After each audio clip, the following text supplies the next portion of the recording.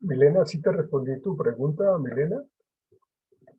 Claro que sí, profe, sí, muchas gracias. Muy claro lo de las hipótesis. Muchas Ok, gracias. bueno, gracias. Gracias a ti. Bien, entonces, esperemos que ingrese.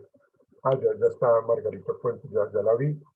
Entonces, vamos a escucharla. Vale, Margarita, profe, gracias. ¿necesitas que vas a hacer presentación con Sí, diapositiva? sí, señor. Sí, profe. Ya. ¿Puedes activar tu cámara, por favor? Sí, señor. Ya, un segundo. Ok, gracias.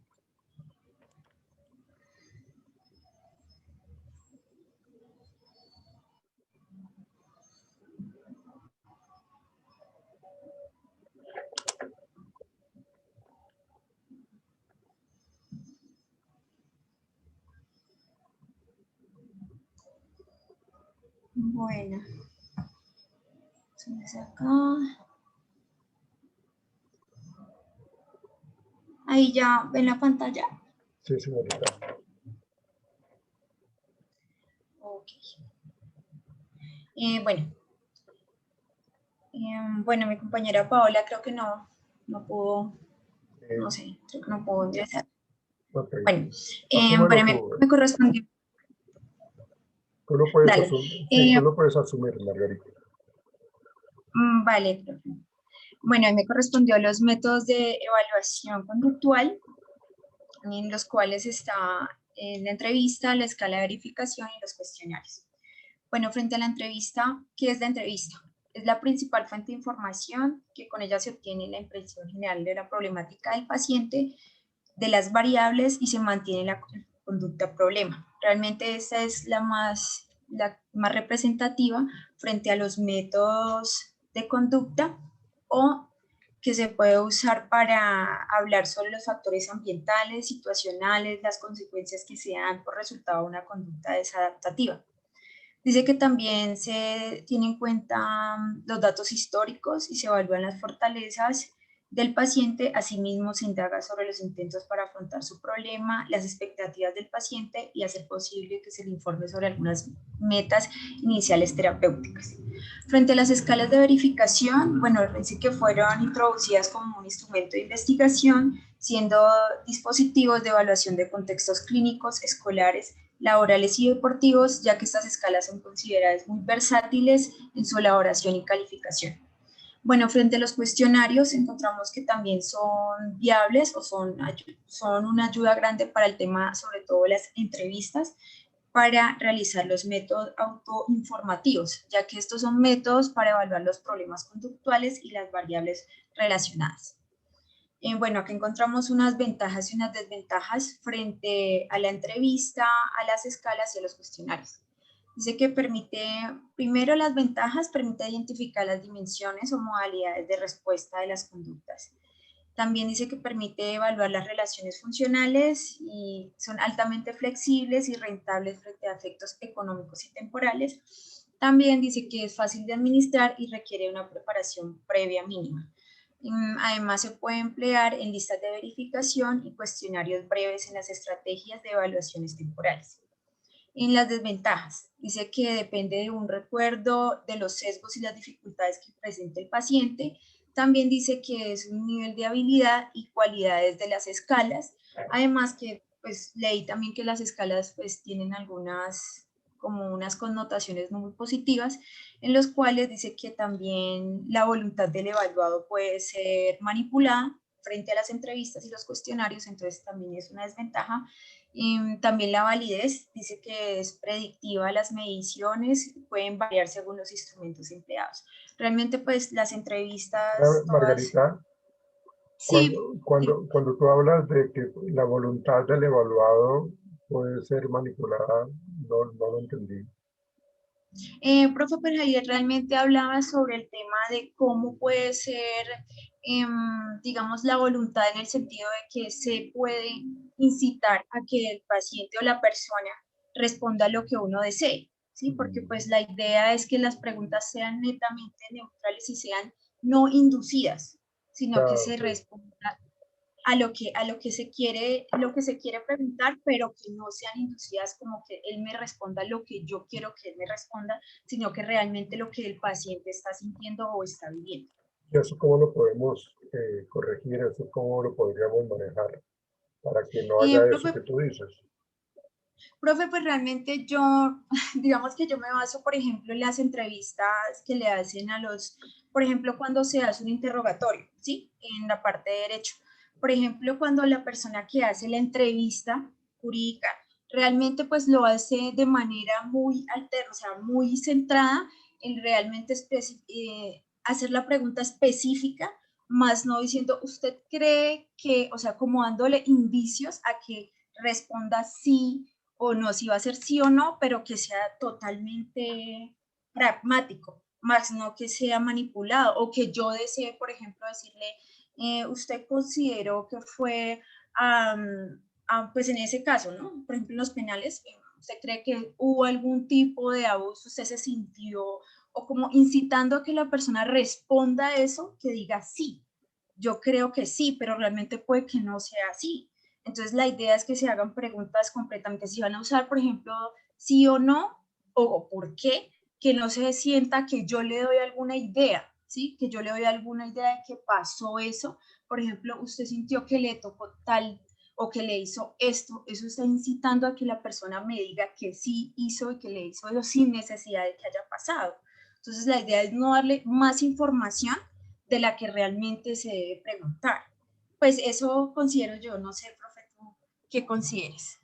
Sí, pues realmente lo que tú planteas de que precisamente la persona que está haciendo la entrevista, que está recolectando la información, Exactamente. sea totalmente mm, imparcial. Es decir, que no esté parcializada, que no esté fomentando un poco pues eso que tú mencionas, de que nos responda lo que queremos que responda. Entonces, una de las formas de controlar precisamente esos sesgos de información es preparando muy bien a los entrevistadores, capacitando muy bien a los entrevistadores y diseñando una entrevista supremamente adecuada. Eh, Son fáciles de hacer, digamos que una de las ventajas que tú planteabas es de que pueden administrarse de una manera fácil y que requieren una preparación previa mínima. Es cierto, pero precisamente para poder evitar esa manipulación se necesita que la persona realmente sea totalmente imparcial, que sea totalmente objetiva en el momento de hacer la evaluación. Por ejemplo, Exacto. si yo tengo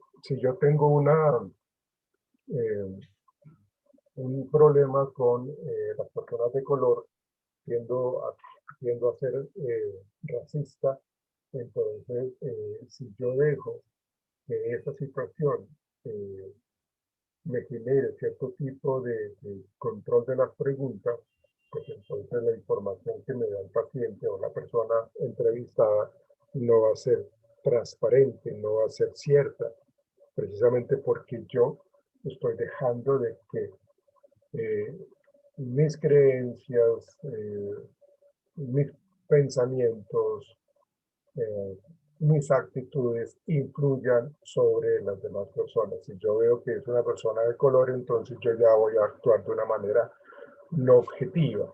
Entonces, por eso es importante que haya o que exista siempre una capacitación, una preparación para que se controlen esos sesgos de error, esas variables que de pronto pueden ser intervinientes y que si nosotros no las manejamos, seguramente vamos a terminar haciendo eso que tú dices como desventaja, que terminan manejando la entrevista y sesgando la información y obteniendo información errónea, falsa. ¿Sí? Entonces, necesitamos que la persona que asista, en el caso de los estrados judiciales que tú planteas, Margarita, es pues que precisamente la persona vaya y responda sin que se sienta presionada, sin que se sienta cuestionada, sino que responda abierta y tranquilamente, ¿sí? Solamente, por eso mi pregunta, la que yo te hice fue, ¿cómo manejamos, cómo controlamos eso? Y el control es capacitar muy bien a los entrevistadores, que los entrevistadores sean expertos en esta situación, que tengan una preparación, y que tengan un conocimiento y que se ciñan a la entrevista que fue diseñada, ¿sí? De tal manera que eso es lo que va a permitir de que se disminuya ese control de la voluntad del evaluado, y que simplemente, pues más bien, el evaluado pues Sí, responda. profe, también, por ejemplo, sí, profe, también, por ejemplo, podemos hablar de no solamente la capacitación de la persona que ejerce la entrevista, sino también de los antecedentes que esa persona tenga. Hay que hacer realmente una evaluación exhaustiva de la persona a quien vaya a hacer la entrevista, porque pues lo que tú hablabas sobre el tema de una persona racista, o de que tenga antecedentes en el sentido de que pues tiene controversias con el tema al que se va a hacer la entrevista. Entonces eso también hace que genere molestia y también de pronto perciba una manipulación de la información. Sí, claro. En últimas, a veces se utilizan varios entrevistadores en diferentes momentos para verificar las preguntas y para que se determinen si las respuestas siguen siendo las mismas o están cambiando. Precisamente eso también se controla para que lo que tú dices, ¿no? Si los antecedentes de bueno, si yo identifico que este entrevistador es como manipulador, como, perdónenme la expresión, como mañoso, pues simplemente yo no lo conozco en esta tarea, ¿sí? Porque es una persona que tiende a ser muy subjetiva, que tiende a ser supremamente manipuladora, entonces pues sería error como el que lidera este proceso, colocar a una persona que tiende a ser mañosa, que tiende a ser manipuladora, entonces simplemente no lo coloco. Sí, sí, sí, y aparte de eso, otra manera de controlar eso, yo utilizo en algunos momentos diferentes entrevistadores en diferentes momentos para poder verificar las respuestas y que si están dando unos argumentos válidos y coherentes y que se mantienen en cada una de las entrevistas realizadas por diferentes entrevistadores. Exactamente. Bueno, entonces seguimos con el tema de las observaciones conductuales. Dice que realmente está dirigido a obtener información más detallada acerca de las conductas, problemas identificadas. Entre esas tenemos la observación naturalista y la observación análoga al comportamiento. Dentro de la observación naturalista tenemos directas de los problemas conductuales y sus causas en los entornos naturales. Dentro de las observaciones análogas del comportamiento es la observación directa de las interacciones del entorno-conducta, conducta-conducta en un entorno artificial. Bueno, aquí podemos, digamos que, hablar sobre el tema de las ventajas y desventajas, pero pues más sobre el tema de las conductas frente, por ejemplo, en el caso de no solamente de la entrevista se habla únicamente de lo que responda la persona al que se le está aplicando la entrevista, sino también del tipo de conducta que aplica o que se le observa frente a las respuestas, frente a las preguntas y las respuestas que se obtienen. Entonces ahí podemos hablar, por ejemplo, de una observación que él va dando también sus respuestas, pero también va revisando sus acciones, como mirando cómo se comporta, qué reacciones hace, qué movimientos hace, qué tipo de actitudes, sobre todo qué tipo de actitudes toma frente a cada pregunta. Entonces, por ejemplo, ese podría ser una observación directa, pero sobre todo que se le ve frente a un entorno artificial, porque pues realmente ahí se está manipulando el entorno. En cambio, en el entorno natural, pues podemos ver frente a lo que él vive, en el contexto en el que él vive y las relaciones que él tiene, por ejemplo, en su entorno familiar, laboral, de espacio, de diversión, de todo ese tema. Entonces, por eso podemos ver dos tipos de observaciones que son distintas en el comportamiento. Frente a estas vemos unas ventajas y desventajas. En la primera, que es la naturalista, podemos ver primero, permite la precisión en la evaluación de interacciones ambiente y conducta. Son susceptibles a las estrategias de evaluación de series temporales, se puede realizar con observadores o participantes externos. Realmente es una gran validez ecológica y las desventajas son, la mayoría son fuentes de errores que incluyen los efectos reactivos de la observación y los sesgos del observador, y también depende de la fiabilidad del sistema de codificación empleado y la formación del codificador. Realmente aquí podemos ver las ventajas y las desventajas de la observación naturalista. En la observación del comportamiento, podemos ver que se permite la observación de, en ventajas, los menos comportamientos, susceptibles a estrategias de evaluación de series temporales, más rentables que las observaciones naturalistas, permite el diseño, manipulación y control de situaciones y condiciones específicas, como por ejemplo habíamos revisado el tema de la entrevista, y en las desventajas podemos ver los sesgos debidos a la reactividad, así como los cambios en la conducta y a la presencia del observador, baja validez ecológica respecto a las observaciones naturalistas. Devuélvete, Bueno, aquí podemos... devuélvete Dime, un poco, profe. devuélvete la anterior diapositiva. ¿A esa, profe, o a Sí, los no. conceptos? La A esta, siguiente. ok. Sí, a esta, ok.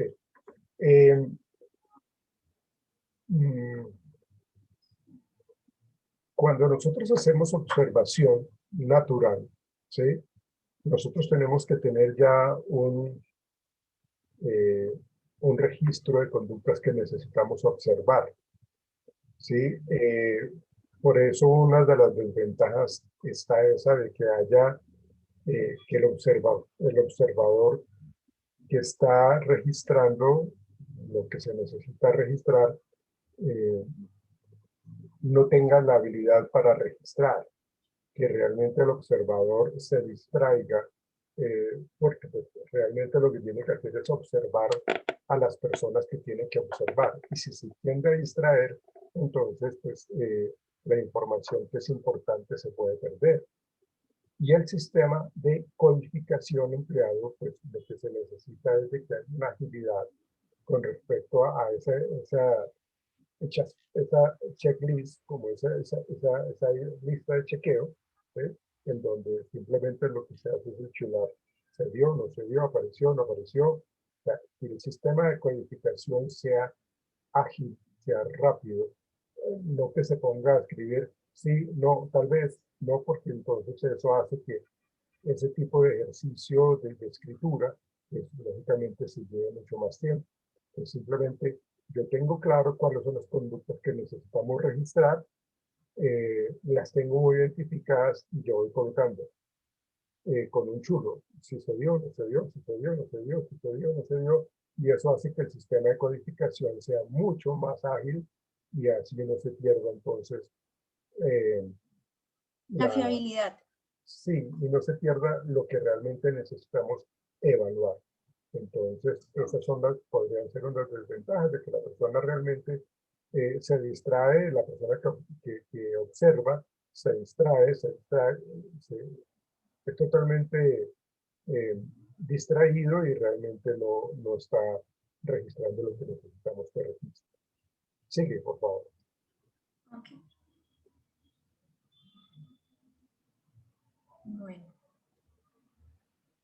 Bueno, frente a los autorregistros, dice que la persona registra los eventos privados, pensamientos, emociones, comportamientos y también eventos ambientales durante un periodo determinado de tiempo. Frente a los autorregistros tenemos las ventajas que son menos afectados por los sesgos de memoria, permite la recopilación de datos en tiempo y entornos reales, susceptibles a las estrategias de evaluación de series temporales, el uso de dispositivos electrónicos que pueden incrementar la validez de los datos, facilitar su recopilación y son más rentables que los métodos de observación directa. Frente a las desventajas tenemos los dispositivos electrónicos pueden ser costosos y difíciles de usar, su utilidad se ve limitada por la capacidad cognitiva de la persona y el nivel de motivación para comprender y cumplir con las estrategias del autorregistro. Bueno, realmente el autorregistro es como lo que más se aplica actualmente. pero sí tiene razón en el sentido de que muchas veces la desventaja es que, bueno, la ventaja es que agiliza el tema de los datos, recopilación y la validez que esta tiene, pero en los temas es que muchas veces inclusive los dispositivos electrónicos no solo sean costosos o difíciles de usar, sino que también presentan varios inconvenientes. Puede que ese día no funcione, no, ellos casi todos son redes, están conectados por redes, entonces finalmente puede que eso también sea un inconveniente para hacer un autorregistro. Bueno, frente a la evaluación fisiológica, son los dispositivos de monitorización fisiológica que recopilan datos de reacciones fisiológicas, cognitivas y emocionales ante los estímulos presentados en la clínica. Dentro de las ventajas tenemos que permite la medición de múltiples dimensiones de conducta, mayor precisión y fiabilidad en la medición, susceptibles a los análisis secuenciales y temporales de las estrategias de evaluación y de los diseños en series temporales interrumpidas. Y dentro de las desventajas tenemos el uso de equipo, podría ser limitado al laboratorio, los equipos de formación requerida pueden ser costosos y muy técnicos, además es de difícil utilización y pueden tener menor validez ecológica. Bueno, realmente, profesor, son como los que usan las partes ya como más clínicas, en la parte que se toma la parte cognitiva, sobre todo fisiológica y emocionales, entonces pues ahí sí creería que es como más en un centro o en un lugar donde se puede... En un contexto más controlado, en un contexto de laboratorio más controlado. Déjalo, por favor, déjalo. Sí, claro. Gracias, porque lo que necesitamos corroborar un poco es cómo la persona está reaccionando ante la presencia de ciertos estímulos, ¿no? Entonces, como tú lo decías, es una estrategia de evaluación pues, que tiende a ser costosa porque pues, requiere de una serie de tecnología, de una serie de conocimientos previos por parte de la persona que la aplica. O sea, puede ser pues, que realmente nos arroja una información muy importante, muy válida, eh, es muy fiable, pero pues tiene sus inconvenientes, ¿no? Porque pues, pueden dañarse o pueden ser fácilmente mal manejados, mal utilizados. Entonces todo eso hace que la información que se recolecte pues, sea incorrecta. Entonces es muy buena para, por ejemplo, trabajar los trastornos del sueño, para trabajar los trastornos alimenticios, para trabajar las disfunciones sexuales, ¿sí? Eh, la baja motivación, bueno, una gran cantidad de variables que hacen que de pronto la persona esté respondiendo de una manera en particular ante ciertas circunstancias, ciertos momentos, entonces se necesita emplear eso, ¿sí? Pero por lo general, digamos, en un proceso terapéutico normal, por lo general no se estaría trabajando.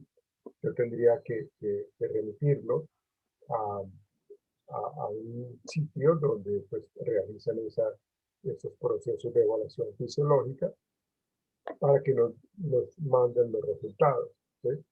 Eso implica pues, que pues, yo como terapeuta no tenga control de eso, sino que yo me ciño a los resultados que me envían allá, ¿sí? Se espera que sea pues, totalmente válido para que las respuestas que nos están arrojando sean también igualmente válidas y podamos emplear eso para determinar qué posibles cambios conductuales necesitamos generar en la persona. Pero pues es importante, pero lo negativo es que tiende a ser costoso y que se emplea netamente en situaciones de laboratorio, ¿sí? En el área clínica como tal, pero ya cuestión de laboratorio. Sigue, por favor, Margarita. Vale, profe, gracias. Bueno, acá los biosensores es la persona que lleva un dispositivo que registra una respuesta fisiológica, ejemplo, la frecuencia cardíaca, la presión arterial, a los eventos ambientales, a los pensamientos o a los estados afectivos en periodos específicos de tiempo.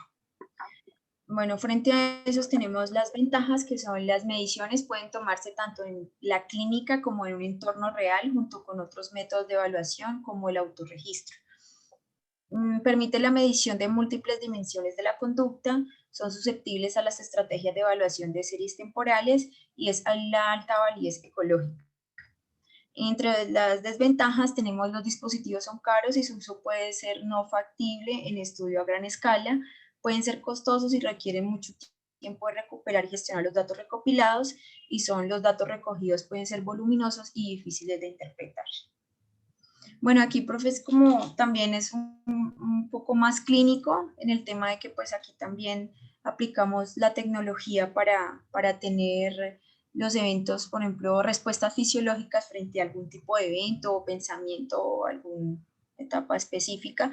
Entonces, pues más o menos lo que tú nos hablabas sobre el tema de los instrumentos que se usan para recopilar esta información. Realmente lo que pasa con estos biosensores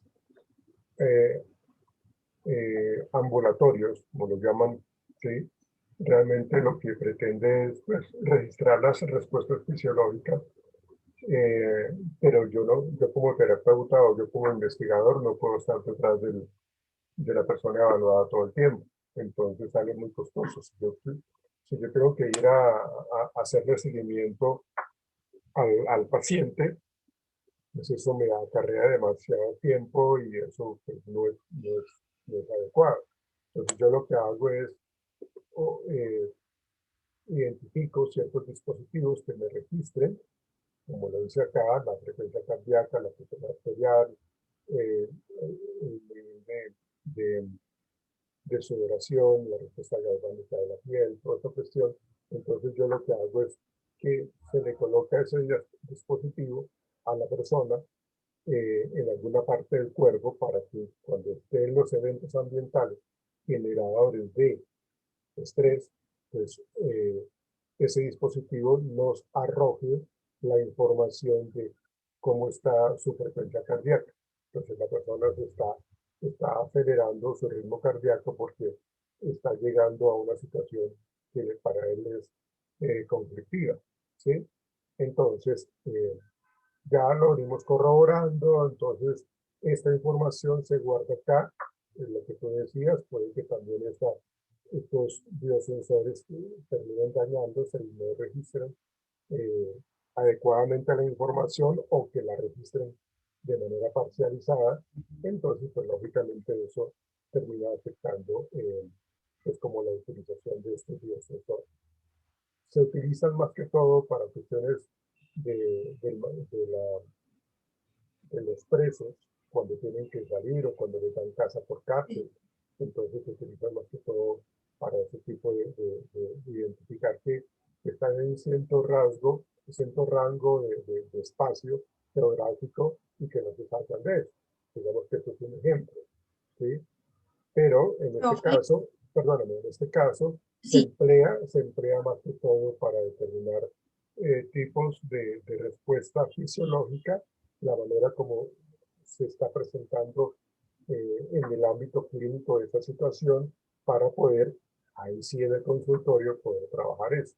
O sea, yo sé que a usted en estos contextos usted se siente supremamente angustiado. Eso no lo arrojó estos biosensores que usted llevó y miren los niveles de frecuencia cardíaca tan elevados que usted tenía, o miren el nivel de sudoración que usted tenía y cómo se están presentando.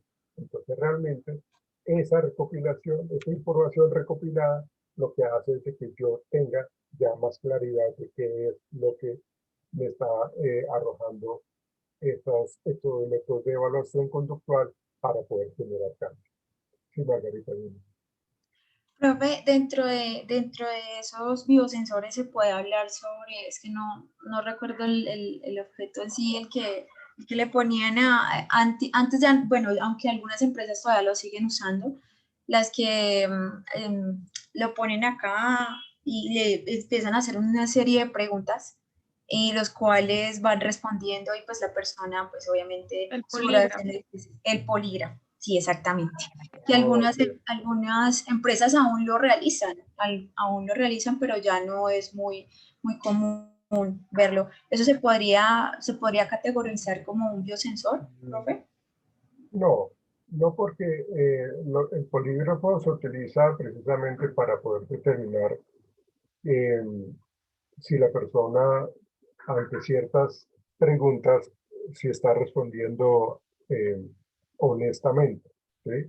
Entonces, aquí lo que yo estoy haciendo es que yo estoy con la persona que necesito evaluar para determinar si lo que responde, esto se utiliza mucho para cuestiones jurídicas, y entonces yo lo que hago es sentarme con él, le coloco los, los, eh, los aparatos en la Sí, cabeza para que, o en los brazos, no sé, en los brazos, el para que pecho. responda, exactamente para que responda, y cuando se le lanza esa pregunta. Entonces se supone que estas personas, cuando están diciendo mentiras, pues el, el, el indicador pues va a subir y a bajar de una manera muy exorbitante. O si está respondiendo tranquilamente, pues simplemente el indicador no se va a alterar. En cambio, en los biosensores que son ambulatorios, si yo se los coloco y vaya usted a trabajar, vaya usted a su vida social normal y vamos registrando. Entonces, por eso no, aunque sí es un biosensor, pero se utiliza más que todo para ese tipo de eventos eh, que tienen que ver con la ley, que tienen que ver con las entrevistas de trabajo cuando el trabajo es en una multinacional que necesita que se maneje información de alta confidencialidad, que es Sí, de o alta, manejo también de dinero. que son empresas de tecnología de punta. Entonces lo que hacen es pues, generar pues, como esa información para poder determinar si es cierto todo lo que me está diciendo la persona, pero eh, no lo rotularía como un biosensor ambulatorio, Margarita. Lo veo más como ese tipo de situaciones en donde evaluamos si la persona está diciendo la verdad o no. De hecho, ha perdido un poco de confianza, pues porque hay personas que controlan los niveles de ansiedad, hay personas que realmente controlan sus emociones y pueden pasar como que sí, que está bien, cuando resulta que no. ¿Ves? Pues por aquello de que nosotros como seres humanos manejamos un poco la frecuencia cardíaca, la presión arterial en algunas ocasiones. Sí, Margarita, Vale. ¿quieres comentar algo más? No, profe, pues Ah, ya ok. iba a hablar sobre el tema de evaluación conductual y el análisis funcional, en el cual pues hablamos de que la evaluación conductual es como el proceso terapéutico de intervención que se lleva a una terapia cognitiva conductual. Dice que es un proceso independiente y las tareas de proceso son inductivo, hipotético y deductivo de la evaluación de las conductas.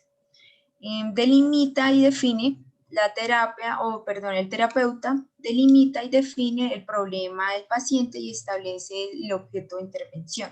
¿Para qué? Para, pues lo que entendí fue que en la evaluación de la conducta lo que se hace es recopilar o recoger datos para analizar un problema y establecer, digamos, el motivo o la relación por el cual el paciente acude al lugar para saber cuál es lo que le está ocurriendo.